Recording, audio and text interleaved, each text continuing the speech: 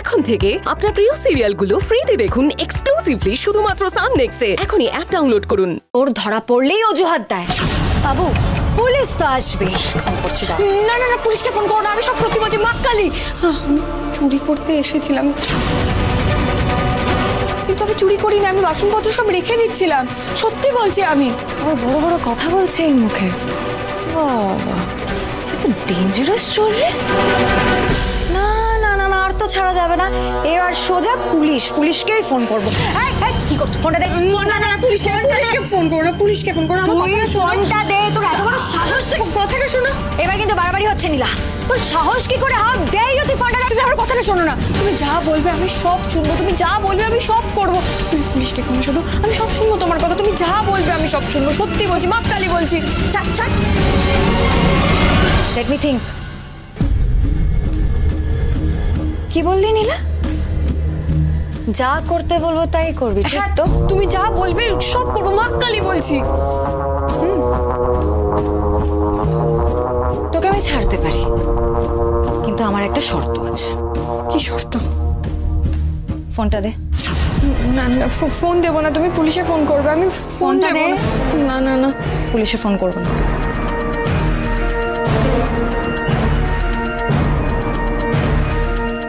আজ থেকে এই বাড়িতে তুই আমার স্পাই। স্পাই মানেটাও তো মানে আমি ইংরেজি অল্প অল্প বুঝি, গুপ্তচর। গুড। তার মানে তার কাজটাও তুই জানিস।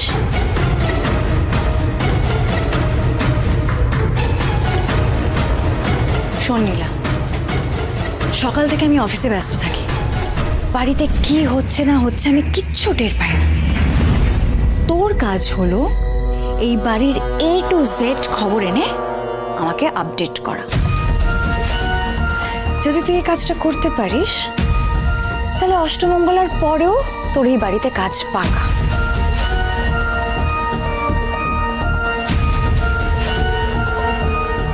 না হলে সোজা আছে।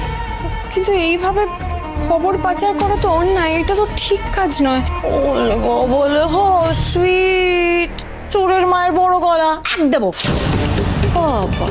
অন্যের খবর একে অপরকে চালাচালি করা সেটা হচ্ছে অন্যায়, আর এদিকে বাসন চুরি করা সেটা হচ্ছে মহান কাজ। তোর আগে তো বোধহয় রাজা হরিশ্চন্দ্র এটা করেছিলেন, তাই না? একদম পাকাও মারবি না, যেটা বলছি সেটা শোন। মাইনে নিবি বাবার কাছ থেকে, কিন্তু কাজ করবি আমার। আর এই কথার যদি কোনো নড়চড় হয় সোজা হাজতবাস। মনে থাকে জানো।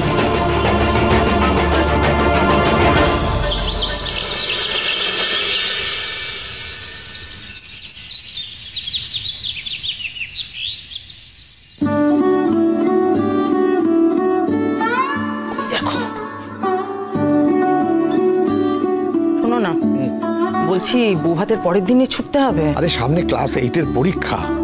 কালকে রাতে তো ঘুমটাও তোমার ভালো হয়নি। হ্যাঁ, ভোরের দিকে চোখটা লেগে গেছিল, তাই উঠতে দেরি হলো। আমি ঘুমিয়েছি মিনু। ঘোড়ার ডিম ঘুমিয়েছো তুমি। আজকের দিনটা রেস্ট নিলে কি অসুবিধা হতো বলো তো? যেতে হবে না, রেস্ট নাও। কদিন পরেই রিটায়ারমেন্ট, তুমি তো জানো। ঠিক আছে, যেতে যখন হবেই যাও। আমি বরঞ্চ নীলার টাকাটা কিছুটা হলেও মিটিয়ে দিই। হ্যাঁ নীলা, নীলা। হ্যাঁ বড় মা, আসছি।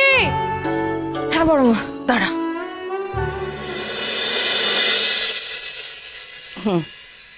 বলছি এই টাকাটা রাখ। বিয়ের কদিন তো খুব খাটাখাটনি করলি, বাকি পয়সা আমি অষ্টমঙ্গলের পরে মিটিয়ে দেবো, কেমন?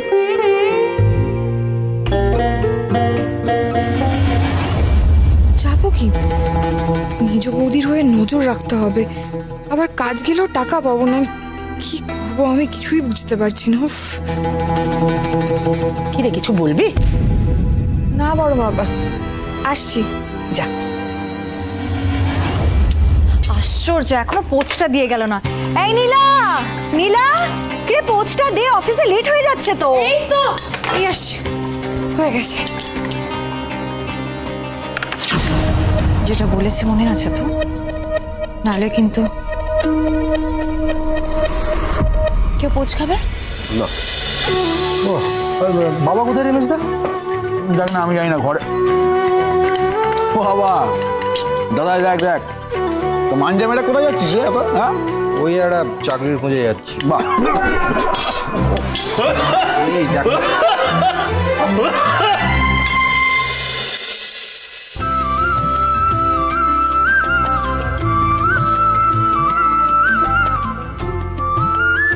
এটা আমার এটো করা। দাদা, আরে একটু আস্তে আস্তে খাবে তো। বেরিয়ে যাচ্ছিল। খাও আস্তে আস্তে করে খাও, আস্তে আস্তে খাও। ওহ মামা, ওকে। নীলা, নীলা, এই তো বাবাকে একটু ডেকে দাও তো। বড়বাবু তো রেডি হচ্ছেন, আমি বড় আপনাদের বাকি খাবারটা নিয়ে আসি। বাবা, বাবা, আমি নতুন স্লিং ব্যাগ চাই, আমাকে টাকা দাও। না চাইছে একটা গাছ পোত, ঝাড়া দে, উপর থেকে টাকা পড়বে। ও বাবা, ব্যাড ট্রিপ না দিয়ে আমাকে টাকাটা দাও।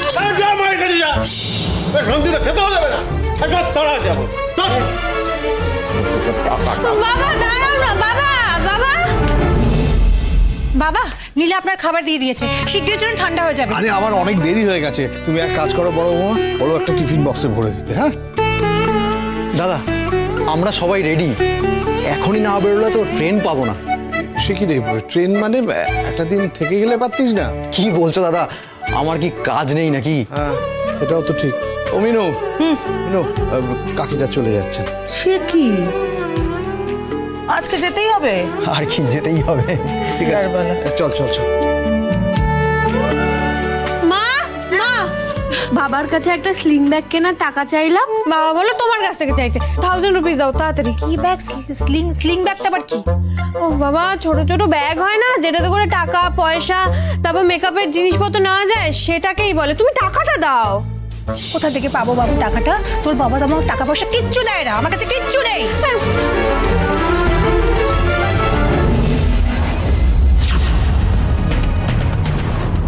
দাদুর পার্স নেব, নিয়েই নি।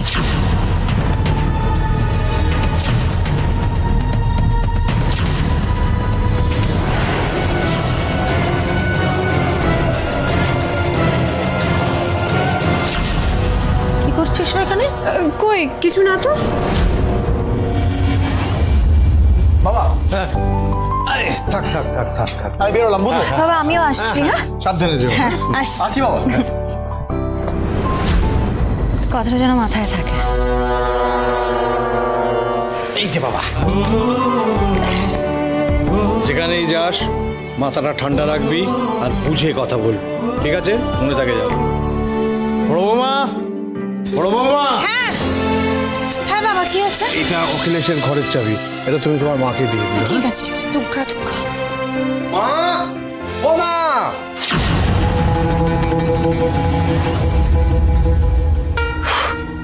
ওই দেখো, কিছু যদি মনে করে নিয়ে যায়। শুনছ মাস্টারমশাই? মাস্টারমশাই কি বেরিয়ে গেল নাকি? আচ্ছা শোনো, আমি আসছি। হ্যাঁ সাবধানে। হ্যাঁ, টাটা। যা বাবা, এখন একটা ব্যাগটা কাকে দিয়ে পাঠাই? ছেলেরাও তো সব বেরিয়ে গেল। আরে আমি আছি তো বড় মা, তুমি কেন চিন্তা করছো? দাও আমায়, দাও, আমি দিয়ে আসছি। পারবি? হ্যাঁ, কেন পারবো না? না মানে স্কুলটা চিনিস? চিনি, আমার বস্তির পাশেই। তুমি আমায় দাও। বেশ, সাবধানে যাস কিন্তু। হ্যাঁ ঠিক আছে, ফেলিস না। না না, আমি আসছি। হ্যাঁ মা, হ্যাঁ বাবা এটা দিয়ে গেলেন। তো এটা আপনি কি করলেন? ওর হাতে মানি ব্যাগটা দিয়ে দিলেন? কি করব? তোমার বাবা তো তাড়াহুড়ো করতে গিয়ে মানি ব্যাগটা ফেলেই চলে গেল। মা, কাজের মেয়ের হাতে মানি ব্যাগ? বলছি, ওই পার্সে কত টাকা ছিল গুনে নিয়েছেন তো? এখনো সন্দেহ করো ওকে, তাই তো? কবে যে তোমাদের এই সন্দেহ যাবে সেটা জানি না। দেখো, আমি সন্দেহ করি না বলেই দিয়েছি। আর একটা কথা বলবো মা, তুমি নিজের কাজ করো না, সব ব্যাপারে মাথা কামানোর কি দরকার তোমার? আশ্চর্য। যাও। আশ্চর্য, যাও। কাজের মেয়েকে নিয়ে যখন চোখ বুঝে কোপটা মারবে না, তখন বুঝবে ঠেলা।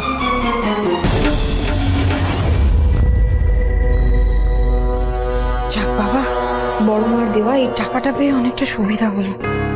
ফোনটে আর মিষ্টির জন্য কিছু কিনে নেবো, গিয়ে আর কি টাকাটা দিদিকে দিয়ে দেবো। জামাইবাবু দেখলে পুরো মদ খেয়ে শেষ করে দেবে। মাস্টারের বাড়ি থেকে পিছু নিয়েছি। বল কি কি ঝাললি, হিসাব দে। বিশ্বাস করো, আমি চেষ্টা করেছিলাম, কিন্তু আমি যখন রান্না করে গেছি দেখলাম মেজো বৌদি জল ভরতে চলে এসছে, আমি কিচ্ছু চুরি করতে পারিনি। তাই না? তাই? হ্যাঁ, ওই অন্যায় কি বাধা? বড়বাবুর পর্স যদি ফটকে তার হাতে একবার পড়ে তাহলে আর রক্ষে নেই। আমার থেকে তুই লুকাচ্ছিস? কি আছে দেখা, কি আছে দেখা, দেখা তাড়াতাড়ি দেখা। আরে কি লুকাচ্ছিস দেখা? না সরো, এই টাকা চাই তো মদ খাবে বলে। টাকাটা রেখেছিলাম মিষ্টি আর পুন্টের জন্য, কিন্তু না, তুমি তো মদ খেয়ে সবটা নষ্ট করে দেবে। আমার দিদির জায়গায় তুমি কেন মরছো না কে জানে। ওরে তবে রে মেয়ে, তোর এত বড় কথা। নীলা, তুমি এখানে কি করছো? আর তুমি বা এখানে কি করছো?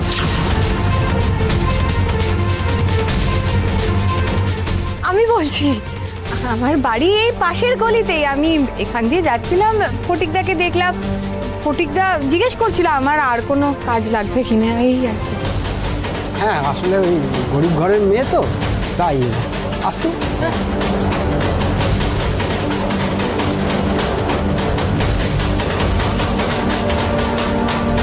ওই লোকটা চাল চলন সুবিধের নয়, একটু সাবধানে থেকো। আপনি এই রাস্তায় কি করছিলেন? আসলে তাড়াহুড়ো করে যেখানে কাজের জন্য দেখা করতে গেছিলাম না, ওই ভুল ঠিকানায় চলে গেছিলাম, এখন আসল ঠিকানায় ছুটছি। আমি আসি, হ্যাঁ, বাই। মিষ্টি আর ফোনটের জন্য আমি টাকাটাও বাঁচাতে পারলাম না। দাঁড়ান,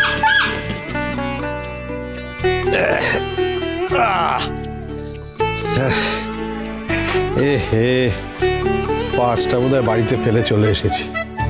বয়স হচ্ছে বুঝলে সমর, এখন কি করণীয়? আচ্ছা, বিকেলে স্ট্যান্ডে থাকবে তো, টাকাটা তখন নিয়ে নিও। বাবু, আমি আপনার স্কুলে কত বছর ধরে নিয়ে আসছি, আর এইটুকুনি করতে পারবো না?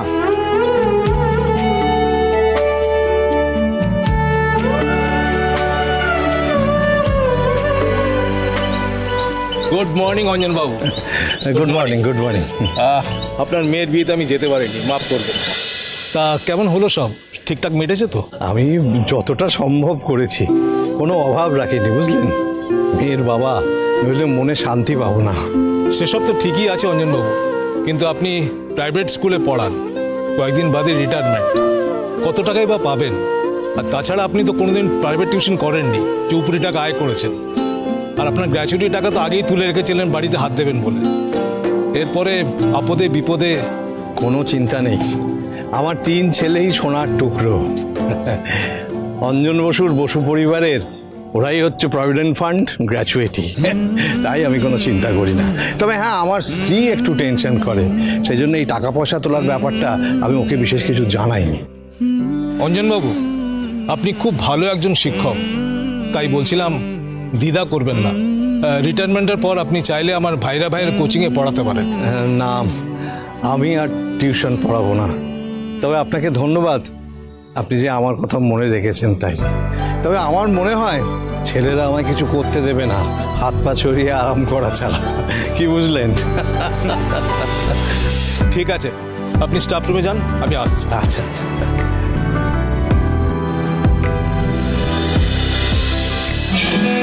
এই রে, উনি তো চলে গেলেন, টাকার ব্যাগটাই তো দেওয়া হলো না।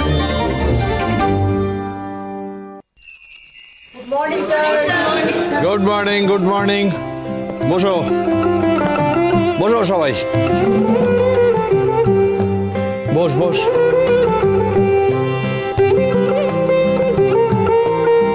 মনে আছে তো, ছুটির আগে সিপাহী বিদ্রোহ পড়ে আসতে বলেছিলাম, পড়েছিস তো সবাই?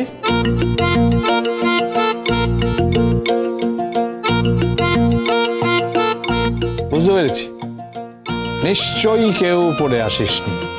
আচ্ছা, একটা চ্যাপ্টার নিজে থেকে পড়ে আসতে পারিস না তোরা? হ্যাঁ, ছুটির পর দিনই কিন্তু শাস্তি পেতে হবে, আমি বলে দিলাম। দাঁড়া দাঁড়া সবাই, দাঁড়া, কান ধরে দাঁড়া, দাঁড়া।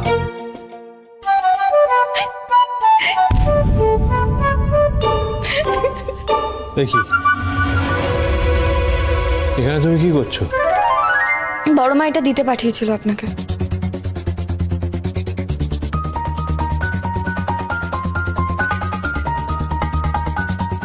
তুমি হাসছো কেন? না, সিপাহী বিদ্রোহ কি তুমি জানো?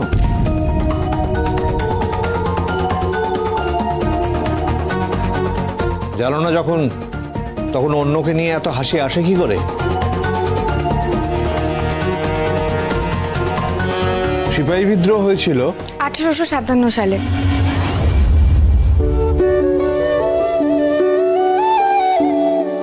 মঙ্গল পাণ্ডে সেই বিদ্রোহের নেতা ছিলেন।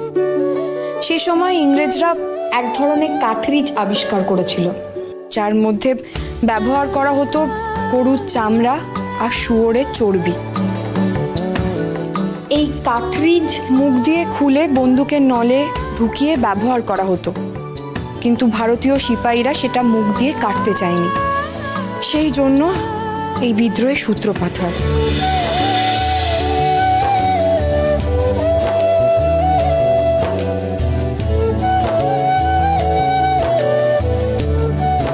আমি আসি। স্যার আমরাও কাল থেকে পড়ে আসবো, সত্যি স্যার। ঠিক সত্যি। আরে বস সবাই বস। স্যার, বদ্দির যে বিয়ে হলো, আপনি তো কিছু খাওয়ালেন না, আজ কি মিষ্টি খাওয়াবেন? চুপচাপ বসে পড়, বই খোল। স্যার, একটা করে মিষ্টি হলেই হবে। আচ্ছা ঠিক আছে, আমি আনাচ্ছি, ঠিক আছে?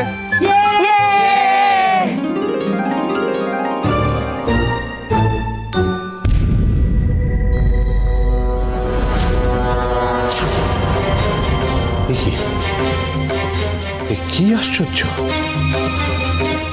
মাত্র 100 টাকা।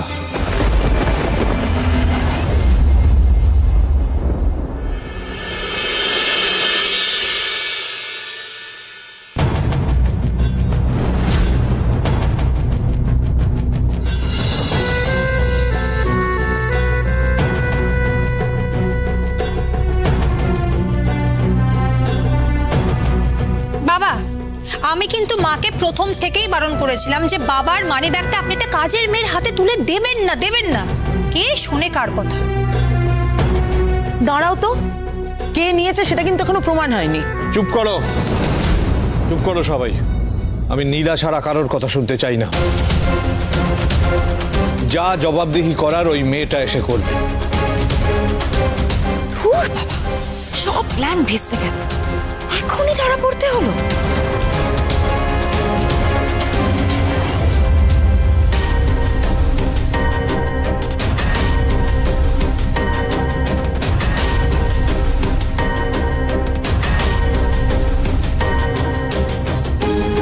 কি হয়েছে গো, সবার মুখ এরকম শুকনো কেন? কি হয়েছে গো মা? বাবা? আরে বাবার মানি ব্যাগ থেকে 1000 টাকা ভ্যানিশ।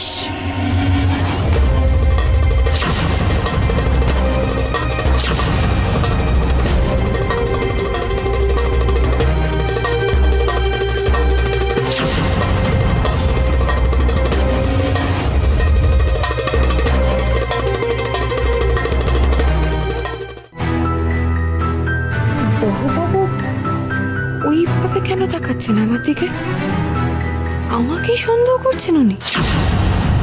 আমার ব্যাগ থেকে 1000 টাকা গায়েব হয়ে গেছে, কোনো রকম চালাকি নয়।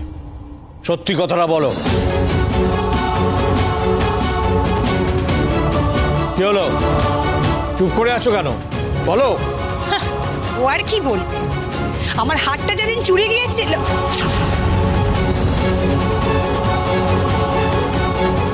না মানে সেই দিন তো আমি মা বলেছিলাম যে এই মেয়েটা একদিন না একদিন বড় একটা দাও মারবে, সেটাই হলো আজ। এবার দেখতে পাচ্ছেন তো নীলা চোর কিনা। ওর এগেইনস্টে একটা স্ট্রিক্ট অ্যাকশন নিতে হবে কিন্তু বাবা। স্ট্রিক্ট অ্যাকশন মানে? মানে আবার কি, সোজা পুলিশ ডেকে একে জেলে পাঠাতে হবে।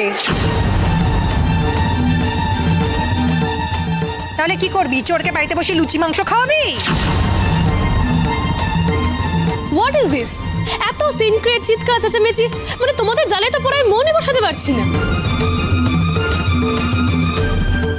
আচ্ছা ঠিক আছে বাবা, আমি বলছি কি আগে পুরো ব্যাপারটা আমরা ভালো করে আগে দেখে নিই, তারপরে আমরা ডিসাইড করি কে চুরি করেছে কে করেনি, তাই না? একদমই তাই। আর আমি এটা বুঝতে পারছি না তুমি বা মেয়েটাকে সরাসরি এরকম প্রশ্ন কেন করছো। আর বড় বৌমা তুমি বা এত থানা পুলিশ করে লাফাচ্ছ কেন সেটা বুঝতে পারছি না তো। আমি বলছিলাম কি যে মানে মানুষ মাত্রই তো ভুল হতে পারে, তাই না বাবা?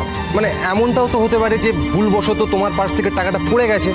এখন প্রমাণ ছাড়া কাউকে চোর বলাটাও তো ঠিক না, তাই না? ঠিক, একদম ঠিক। লেডি রবিনস চুরি করতেই পারে না, কোনোদিন না। আমি কারোর কোনো মন্তব্য শুনতে চাই না। এই যে মেয়ে, কি হলো? চুপ করে আছো কেন? বলো, সত্যিটা বলো।